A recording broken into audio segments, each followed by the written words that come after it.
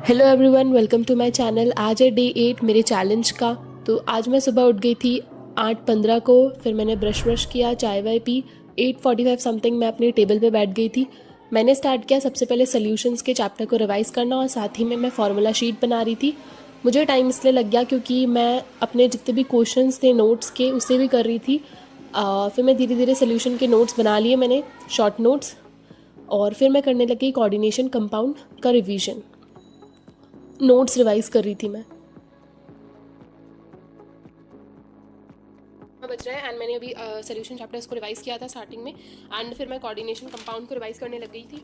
And मैंने इसे revise अच्छे से कर लिया है। अभी तो पूरा रिवाइज नहीं किया है, मतलब जैसे कि मेरा एक टॉपिक बच रहा है, वो है आइसोमराइजेशन। बस वो करने के बाद isomerism, sorry for this, isomerism बच रहा है, तो बस मुझे वो करना है।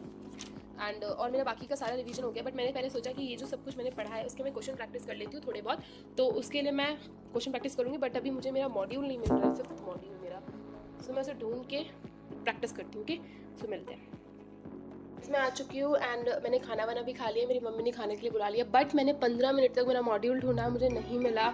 आई थिंक वो लाइब्रेरी में ही छूट गया होगा। पहले मैंने लाइब्रेरी ज्वाइन कर रखी थी, तो शायद लाइब्रेरी में रह गया होगा, तो मुझे उसे लाना पड़ेगा। बट मैंने सोचा कि अभी मैं नोट्स को और अच्छे से रिवाइज करती हूँ, आइसोमेरिज्म वाला पार्ट रिवाइज करती हूँ।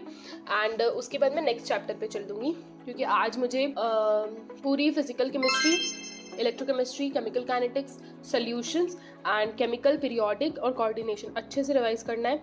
तो उसे कंप्लीट करते हैं, उसके बाद देखते हैं। बाय।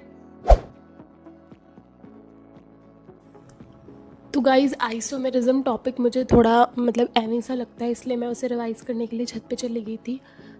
थोड़ा चल चल के पढ़ने में ना ज़्यादा याद होता है, इसलिए आइसोमेरिज्म वाला पार्ट होता भी थोड़ा डिफ़िकल्ट है। उसमें OI GI वगैरह याद करने होता है। इसके कारण से मैं छत पे चली गई थी एंड मैंने रिकॉर्डिंग करना बंद, मैं भूल गई थी कि मेरा रिकॉर्ड हो रहा है। इसके कारण से मैं खाली टेबल दिख रही होगी तुम्हें, सॉरी। 1 घंटा हो चुका है एंड मैंने पूरे के पूरे कोऑर्डिनेशन के नोट्स रिवाइज कर लिए एंड मैंने कॉपी भी रख दी है। अभी मैंने उसके शॉर्ट नोट्स नहीं बनाए हैं, तो अभी मैं उसके शॉर्ट नोट्स तो मैं रात में बना लूँगी। जब मुझे बहुत ज़्यादा नींद आती है तब मैं शॉर्ट नोट्स बना लूँगी। अभी हम बायो पढ़ते हैं, क्योंकि आज बायो का भी टारगेट है और केमिस्ट्री का भी टारगेट है।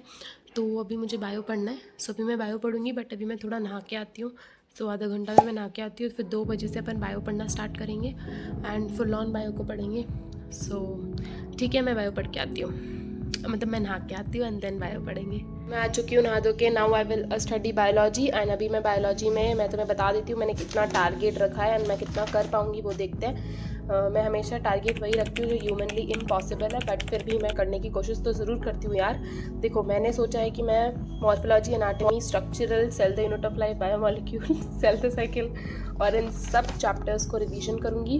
उसके बाद देखते हैं अपन क्या करते हैं। एंड मैं अभी, ये पॉसिबल होगा या नहीं वो मुझे नहीं पता, बट हाँ ये है कि मैं इधर से लेकर 8 बजे तक हिलने वाली नहीं हूँ, क्योंकि मेरे कमरे में भी कोई नहीं है और सब अपने अपने काम धंधे पे चले गए हैं। बस मेरी मम्मा है, वो तो नीचे ही रहते हैं। तो अब मैं अकेली हूँ एंड मैं अकेली रहती हूँ तो मैं बहुत पढ़ती हूँ। मेरे घर वाले मेरे बीच बीच में आके टांग लगाते रहते हैं, इसके कारण से अब मैं पढ़ूंगी एकदम सिंसियरली। सो ठीक है, मिलते हैं। एंड हाँ, अभी आप लोग सोच रहे होंगे कि फ़िज़िक्स क्यों नहीं पढ़ती, तो देखो फ़िज़िक्स का मैं रोज़ लेक्चर देखती हूँ, पर आज ना मेरे वाईफाई में कुछ दिक्कत हो गई है, जैसे मैंने रात को भी बताया था।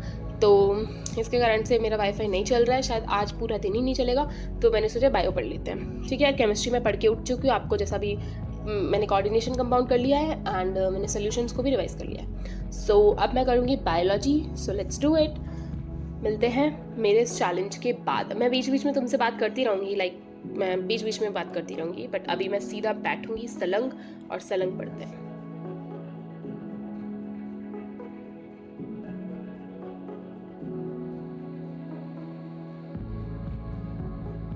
अभी मैंने एनिमल टिश्यू कंप्लीट कर लिया और मैंने इसके लिए कुछ कुछ बना भी लिया है। तो अभी हमारा नेट भी आ गया है, तो बाद में मिलते हैं। बाय।